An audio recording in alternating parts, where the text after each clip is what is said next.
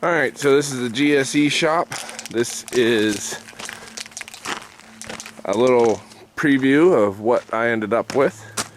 But if you want to know how I put those D-rings on, up front, up top, the jack installation, how to make your trailer ramps longer, or like this video series, how to make your trailer longer. Look up my channel. There's all kinds of other videos on this build, painting the wheels, all kinds of stuff. So look it up, GSE shop on YouTube, trailer build. All right, now we're gonna take on the biggest project I think I've ever done, next to the Nova. And quite honestly, it's going to probably take over a couple weeks because it's going to be that intense. And I thought long and hard about how to do this, but here's the dilemma. I like this trailer. I really like this trailer. It's the right weight class for me. It looks fancy. But skyrocketing prices for everything have made me decide that it's better to modify this trailer financially better than it would be to, let's say, just go buy a whole new one. So I actually have the steel. It's all down there. I bought, if you believe that, all the 6-inch channel and 3-inch channels under there. But what we're going to do is we're going to make this trailer longer. Right now it's a 14-foot deck with a 2-foot dovetail. When I'm done, I want it to be a 16-foot deck and a 4-foot dovetail.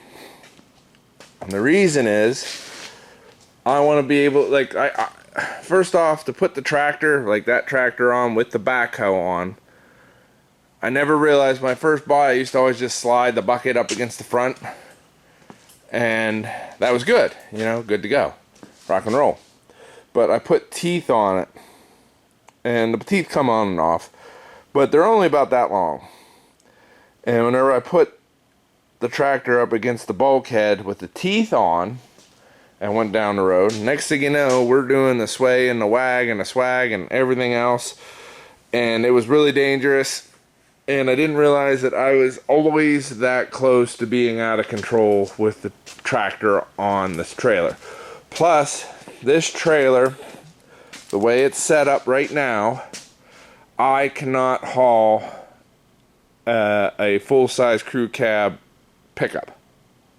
And I want to be able to do that. Your average crew cab dually long bed, wheel to wheel, is about 16 feet.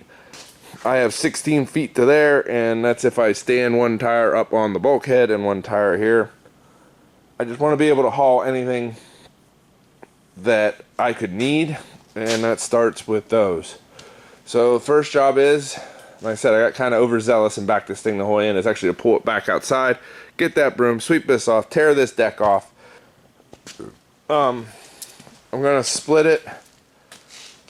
Honestly, probably somewhere in here. I haven't figured out exactly where yet. It might just be, I might change my mind a dozen times before the moment comes. All this stuff I did is really to my liking, and to buy another trailer to redo all this other stuff is just, it'd be ridiculous. So that's why I'm going to modify my old one.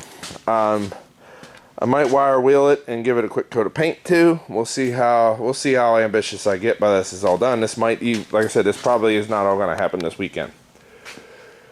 Alright, pull it back out, tear it apart. Alright, I got almost all the screws out. There's one screw somewhere in one of these boards, and one all the way up the front.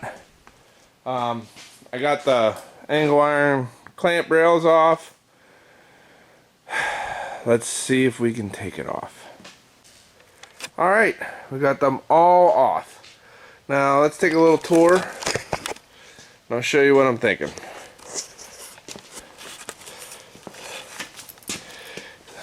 These D-rings and this piece did not come with the trailer. I added it right in here.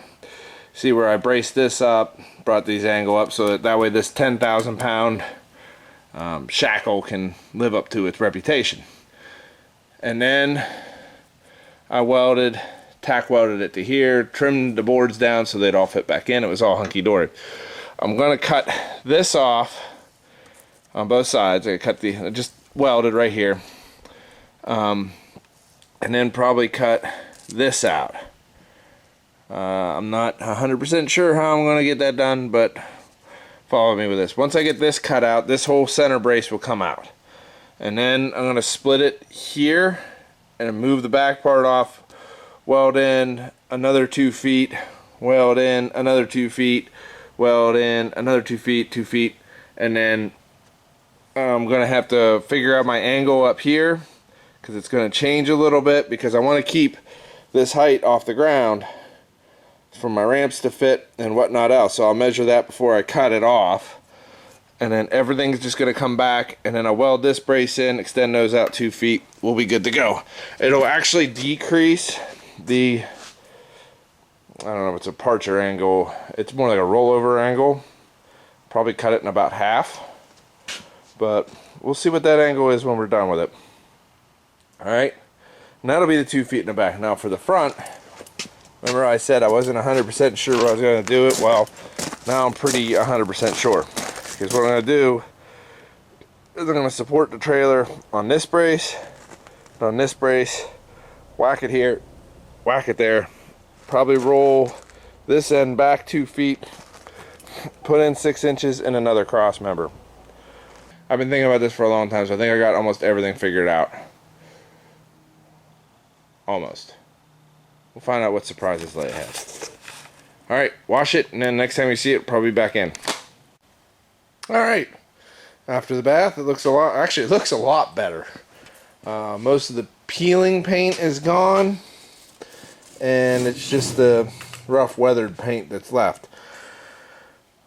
So, I'm going to take some measurements and decide exactly where I'm going to split this and get to splitting. And one other thing too, I'll show you this, sorry, I should have started on that side, is the wiring on this trailer.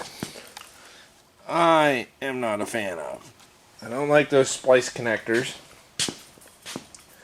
Like, as you can see, I've already had to bypass wires.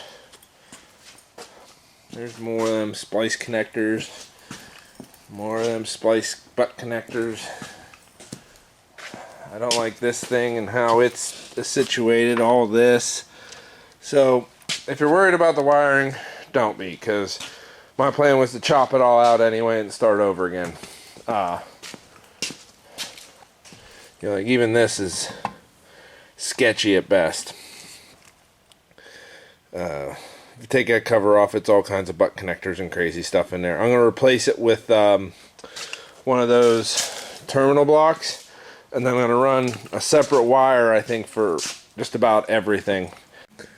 Alright, so from the center of this cross member to the center of that cross member is 28 inches exactly on both sides, no matter how you divide it up, no matter how you do the math.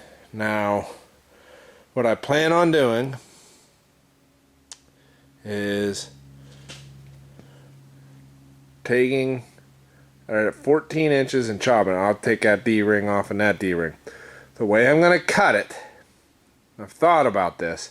Like, I have a plasma, I get the plasma out, but with the plasma it's very easy to get a crooked, you know, not straight up and down cut. Like the slip, I don't have a good guide. And slow is smooth and smooth is fast. So what I think I'm going to do is I have a metal cutting circular saw, and I'm going to cut down on the line. That way I cut through both the top and the bottom web all at the same time. I have it supported. I don't know if you can see it. There's a jack stand here, there's one there, and one there. Supporting this. It's as level as it's going to get with my garage floor and all the imperfections. It's just the way it is. The whole thing's within a half a degree. So I think that's pretty good, considering what it, though from the factory it was probably out by more than half a degree.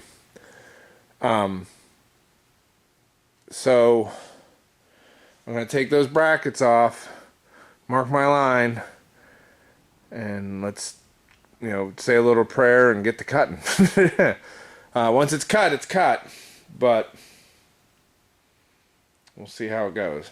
Alright, if I can get this cut and then welded back together tonight, I'll consider it good. If I get the cross member in, it'll be even better. And I am planning on fish plating it actually on the outside, because believe it or not, I think that'll help cover up some of the ugliness of the weld.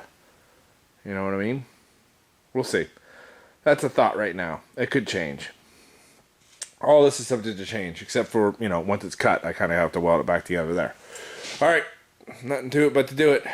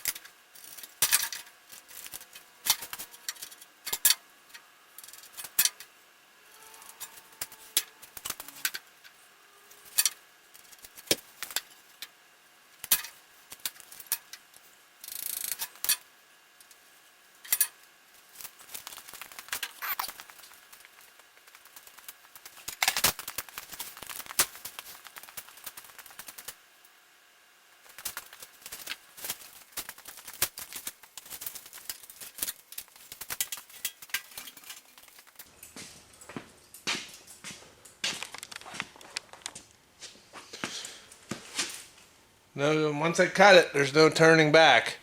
I did change my mind though. Instead of using the circular saw, because I was afraid if that thing kicked and it makes a lot of chips, I'm going to use my handy dandy Bauer saw. That should cut it almost the whole way through. It's got like a 5-inch throat. This is 6-inch channel. We're going to test that, get it all the way down as far as we can, and then I don't know, maybe try to cut it from the side, from the bottom with the Sawzall. I don't know. I hope I get a clean, straight cut. That's the key to this here. Clean, straight cut. Clean, straight cut.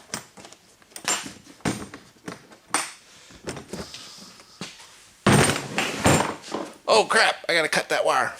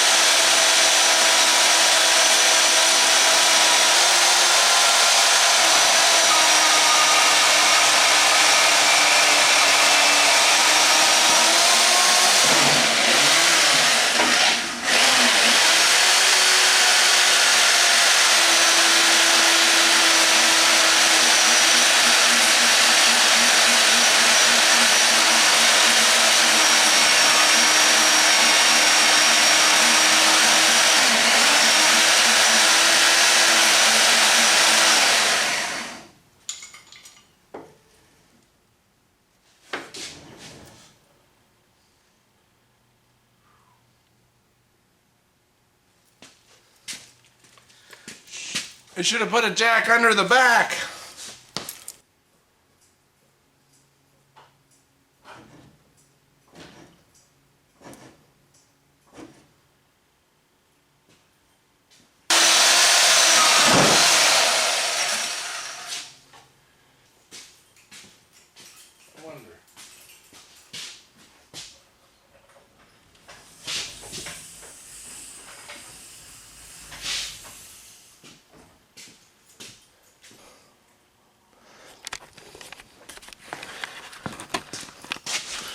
Well, a little saw did pretty good.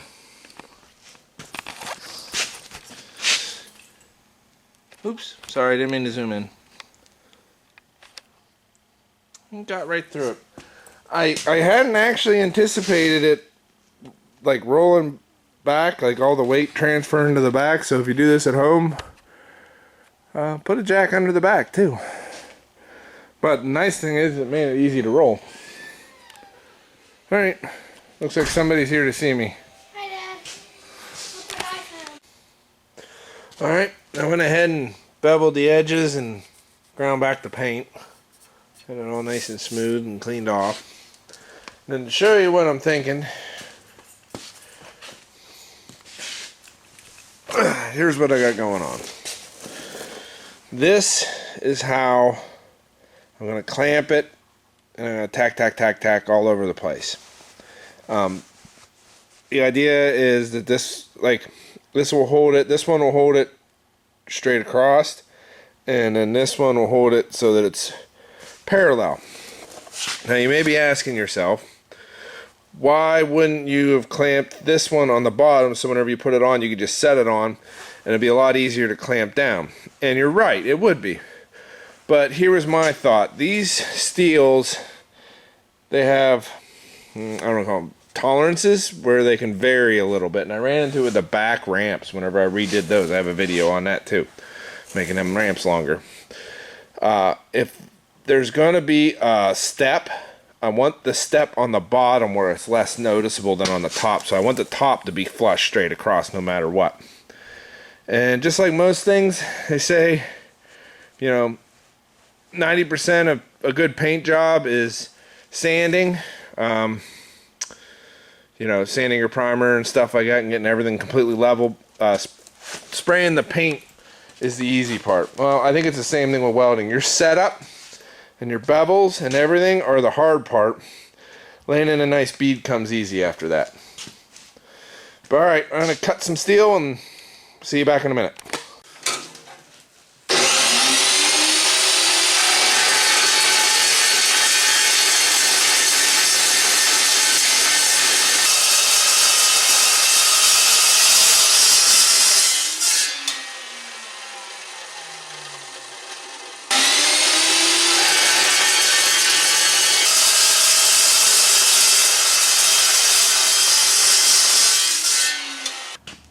This saw doesn't have the capacity to put everything exactly straight, or excuse me, to stack them. To cut them both at the same time would have been the right answer to get a perfect cut. However, you can get really, really close. I'm off maybe a 32nd or so. That's what that back in that saw that I was going to do. These aren't going to stand. They're not going to stand. Anyway, they're a hair off, but I think that'll be fine for what we're doing. We're going to leave a little bit of a gap anyway. So as long as we get it all to come out right in the wash, you know what I mean? So I'm going to bevel these and prep them up, and then we'll get to burning one in. I'm going to burn in this one on the front, and then that one on the front, and then push it together, line it up, check, check, check, cross, measure, measure, measure, over, again, and then burn it in again. And we'll adjust as we need to. Alright. Alright. Let's see as a welder, I honestly don't think you can have too many clamps. But it'll work, oops, dang it, pretty well for what we're doing here. Now, I gotta admit, This is a good bit more gap than I wanted to see here. It's rather unfortunate, but honestly, if I tried to cut it again, I feel that I would just have a gap going the other way. Like, there was no way I can think of to make this cut 100% square. Could maybe chalk line it and grind it, but let's just say I don't make myself square the other way, and by the time I'm done chasing, it might be forever. So what I'm probably gonna do is put a copper spoon here. You know, if I can't bridge the gap. But this will be the face pass here. I'll weld up the bottom here. I go to the other side, weld up as much as I can there. Take the braces off and then finish welding it. I'll probably give it a couple heat cycles to cool. No sense rushing this. You don't need to weld it all in one go. You know what I mean? But yeah, well, I said there's no. When I said when I cut it, there was no turning back. You know what I mean? And the nice thing too is I'm MIGging it, so I'll start. It'll be MIG down. I'll start here, come to here, and then maybe right about here. Maybe right about when I get to here or something like that, I'll turn my heat down. I'll pause for a minute, turn my heat down, and then just finish laying it in there. And then all this should keep it from going anywhere. And I was right. There is, I mean, it might be hard to see. You can see it's not exactly, this is sitting just a hair lower than that one. Like, you can feel it. So that's again why I clamped it from the top. So that way, I mean, you'd have to roll underneath the trailer and look up and then see it. Plus it'll be filled with weld. But that'll look a lot better cattywampus down there than up top. And like I said, I do plan on putting probably a plate over top of all this so that we don't have to worry about anybody judging my welds too much. And that'll help reinforce, box this area in. Alright, it's been enough talking. Let's get to burning.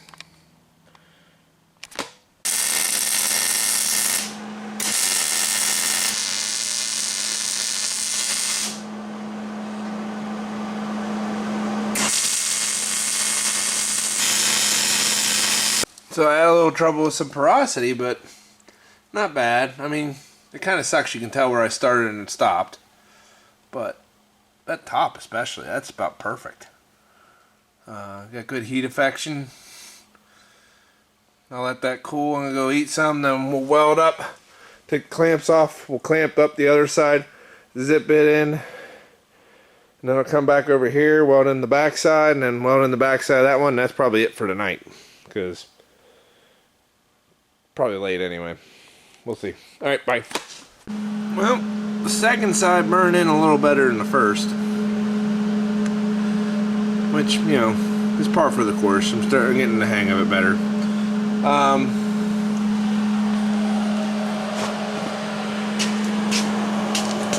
Went ahead and filled in the back side.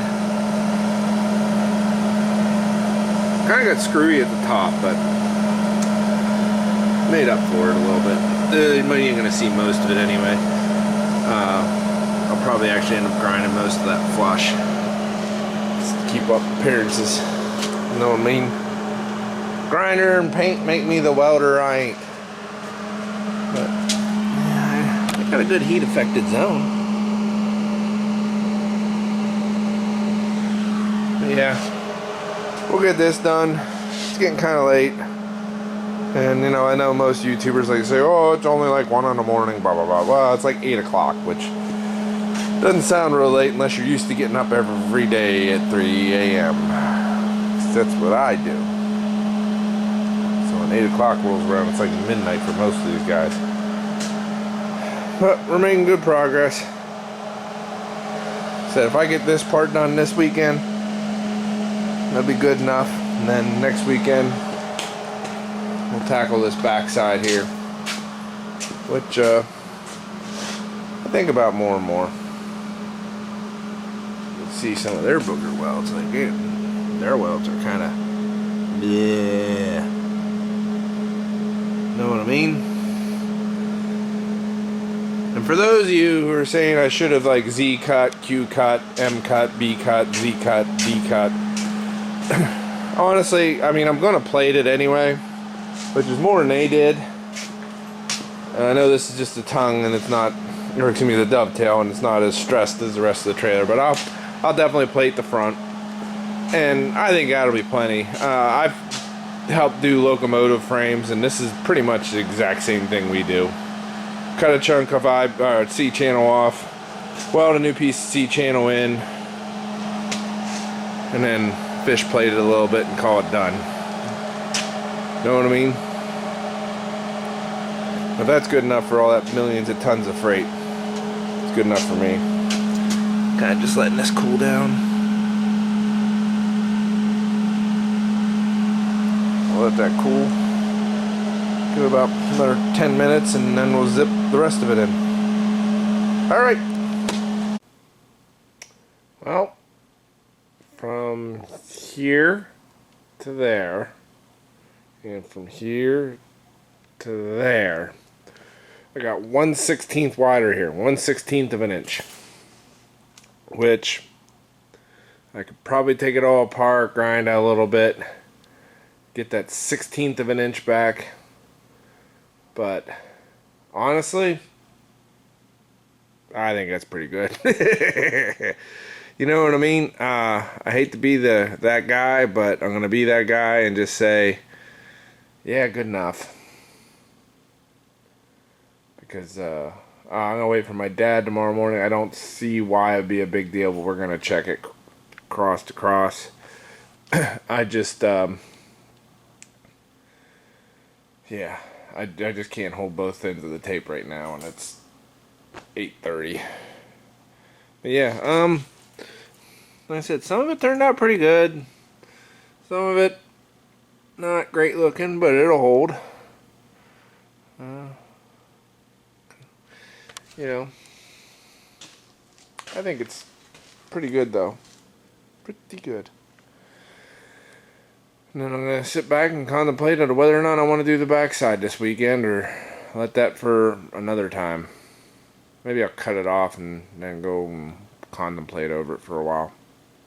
I don't know. But, I mean, honestly, this hasn't been too bad of a project. It really hasn't. Alright.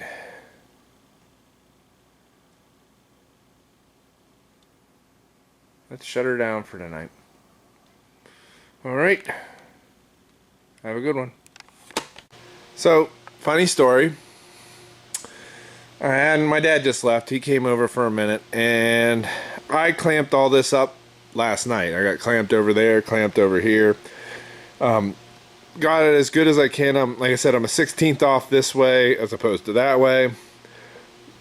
But I wanted to check it for square.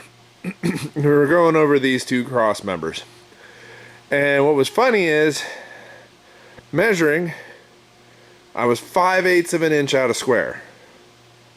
So we went back to the drawing board, measured these again, still a 1/16 out, measured from here to there, side to side across the beams. We're completely even, and I was trying to figure out where was I out of square, how was I out of square, blah blah blah blah blah blah. So finally, we measured from that corner to that corner, and then that corner to that corner. And you know what we came out with? We're perfectly square. So then we measured from the bulkhead to here, and from one side to the other side, it's about a 1/2 inch out. So there's my 5/8. Yeah. So these cross members are not square. So if you're ever doing this, do yourself a favor and go ahead and check to see if it's square to begin with, and if it's not, annotate that before you start, because I just wasted about an hour and a half trying to figure out why I was out and how and where, and Turns out it's not my mistake. But alright. I got this side fitted up. That side's fitted up. Let's burn it in.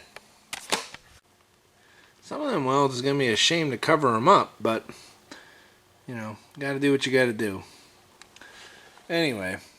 Oop, focus. That one's a little bit worse than this one, but still, not bad. Considering I'm an amateur. I got this piece of plate, which is about 8 inches from here to here. So what my plan is to cut it at like 5.5 inches and then set it in, like I said, as a fish plate. I want it to set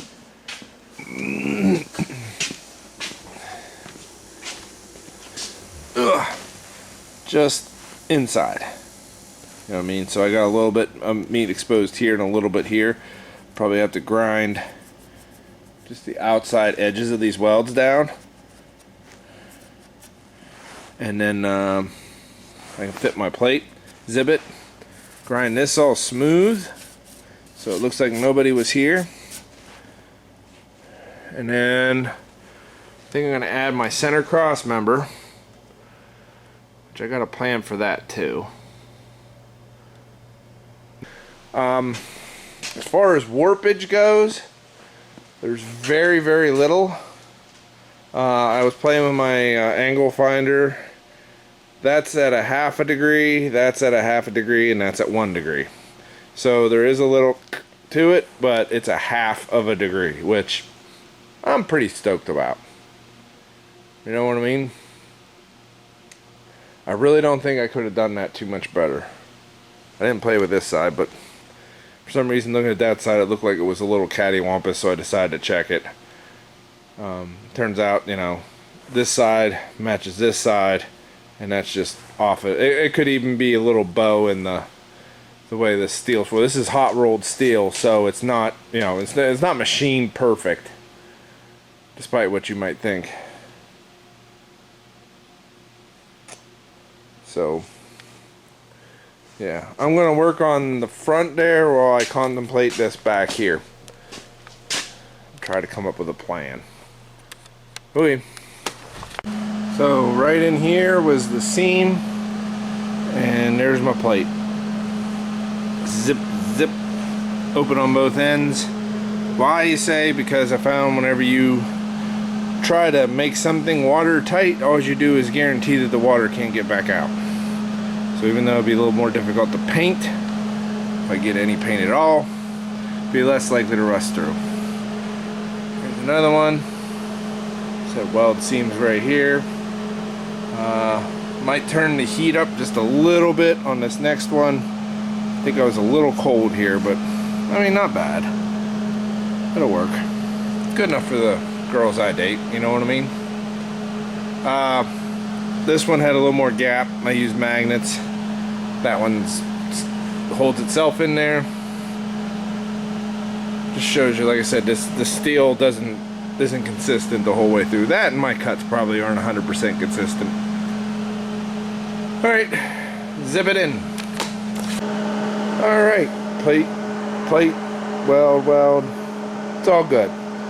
The only thing I'm kind of mad at myself about was I meant to slide this sucker right up against here so it would match the other side perfectly, but what are you gonna do? Nothing. Exactly what I'm gonna do, nothing. Because I'd already zipped in the top by the time I realized it, and yeah, it's just not worth it to me to cut it all the way back out. Plus, somebody would have to be standing on both sides of the trailer at the same time to notice that it's off. So I took, this board broke when I tore it off the deck. I got my stands up against, holding them up.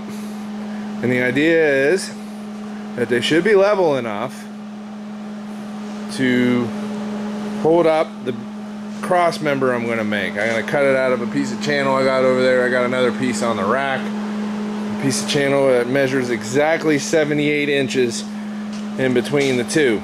So I'm going to cut it to about 77 3/4. So that way I have a nice 1/8 inch gap on both sides, I hope, to fill in with weld. That's the plan anyway. It's kind of like drywall. When you're hanging drywall and you measure it out and it's 78 inches, if you cut it to 78 inches, it'll never fit.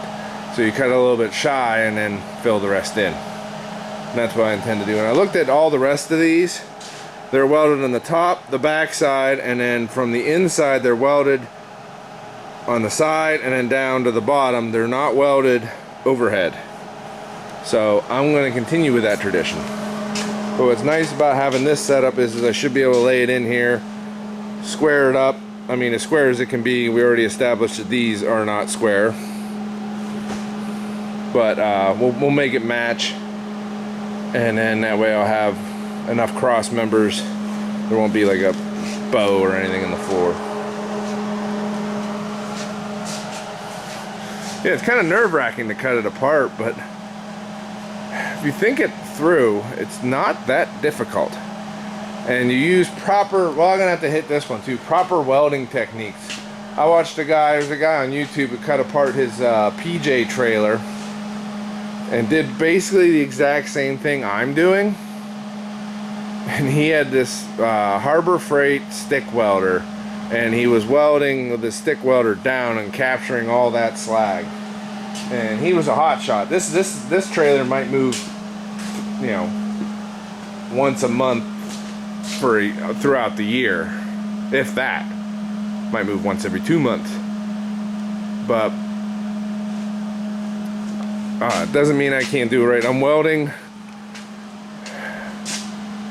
down with the MIG welder because I'm welding with solid wire MIG, and it's easier to get a nicer weld if you keep that puddle pushed up as you're going down. Don't weld down with a stick welder or flux core, if I'm not mistaken, because all that flux gets down in there and then you end up welding over top of it and you capture a lot of garbage in your welds, and your welds aren't as strong. Yeah,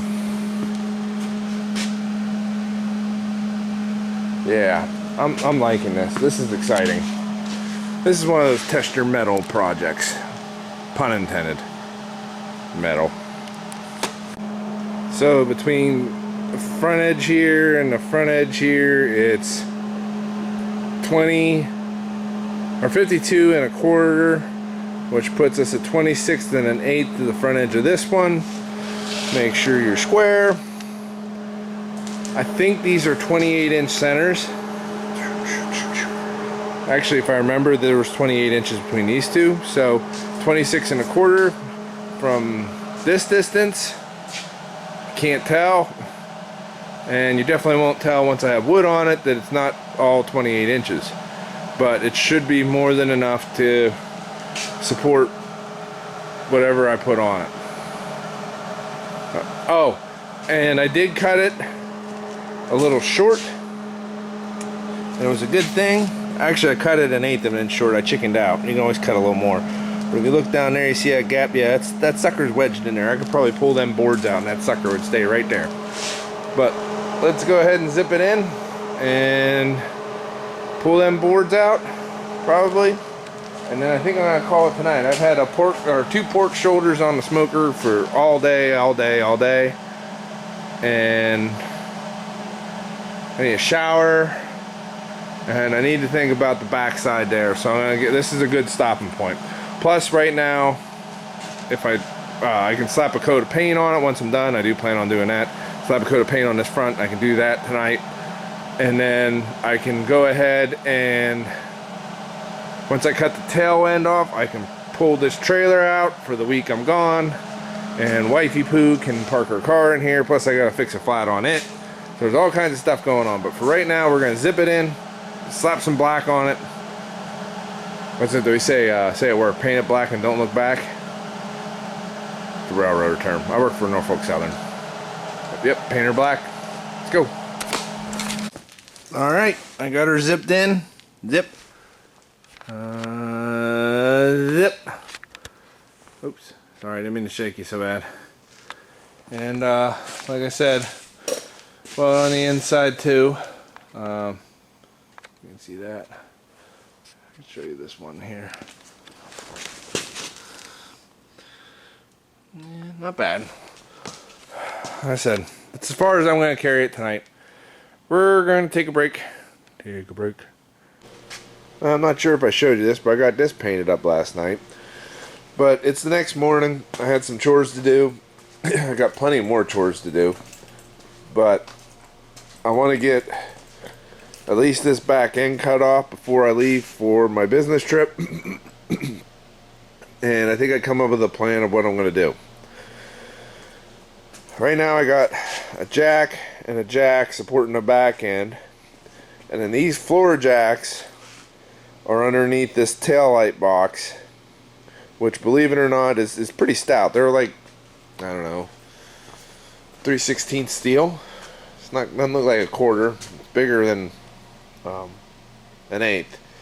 But they should be able to hold just this back half. But what we're going to do, get my grinder out, I'm going to cut these welds, zip, zip, zip, zip, and then get these two brackets broke loose.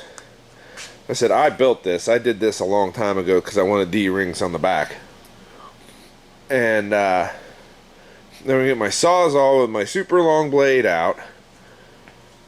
And then I'm going to cut right here and right there. And the reason is I want to cut right along this weld. Oops. Don't do that again. I just kicked my stupid jack out. Alright, we'll fix that in a minute. But anyway, I want to cut it right here on this weld seam. And then I want to reconfigure the angle because I don't want to change the distance between the ground and the bottom of this, but I want to decrease the angle. So it's 13 degrees now. I figure about 6 was where I want to be. And I plan on making this 2 feet longer anyway, so it matches the front. Like I said, if you add it to the front, you got to add it to the back to keep your balance. If I add 2 feet to it, that should give me enough room that as I go out, I also go up and make this like a 6-degree angle, which is my goal. But I want to use my bandsaw to cut this. So this has to go this member here. I'm not sure if I can save it or not. I might have to rebuild it, but you know, I got 3-inch channel. And then what I'm going to do is I'm going to need once this is 2 feet longer, I'm going to need another cross member at about the 2 foot mark. So what I'm going to do is I'm going to put it just under those two things, thingies, and then tack weld it to them and then continue them on for another 2 feet, and they'll touch what would be the new cross member at the top of the dovetail. It might make a little more sense as I go. I hope I'm explaining it well enough, but that's the idea in the head right now. And that's also so that this weld joint, whenever I weld the new piece to the old piece, also has something to sit on to kind of reinforce it. You know what I mean? That way all the weight isn't on the weld, the weight would be on the weld and the cross member.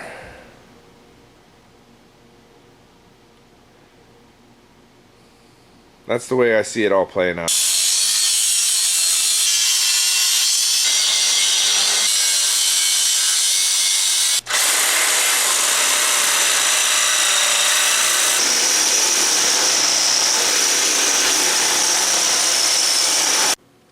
Alright, that went fairly well. Took a long time though. I left a little bit of it here. I'll grind that off. Not too bad.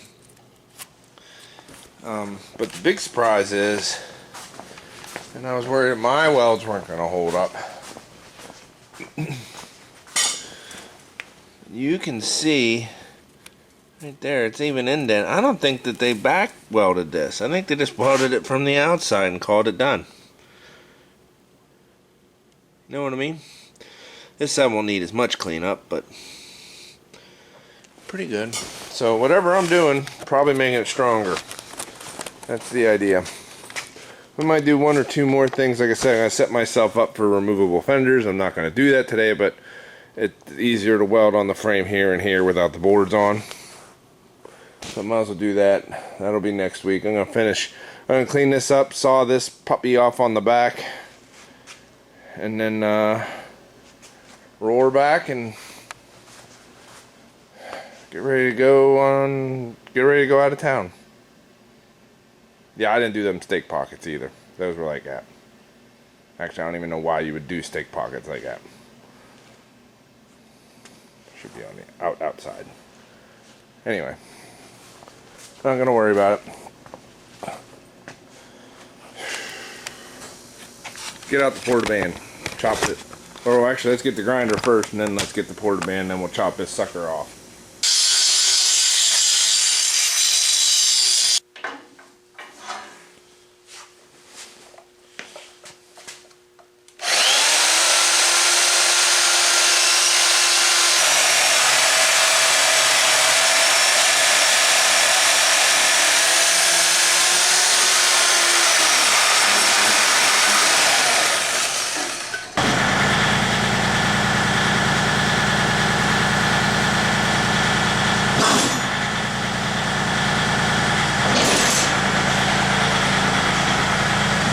Holy crap, I didn't realize I was still recording. Well, I want to let you know that cut kind of got away from me a little bit. Sorry about the tractor running, but I'm moving this out. But it should be alright because I was planning on, like I said, truing this up anyway. We're not going to go to a 90, but we're only going to go a couple degrees. This side's a lot better. A lot more to work with. Like I said, I'll end up cutting like some more off anyway. And then these I'm gonna have to true up to a 90 so they can accept the new pieces, but that'll be for next week. I am DFTD, done for the day. I gotta fix plug one of my wife's tires and get out of here. Alright, not sure if I'm going to make this 2 parts, but for right now, let's just say if there's not more to this video, get ready for part 2.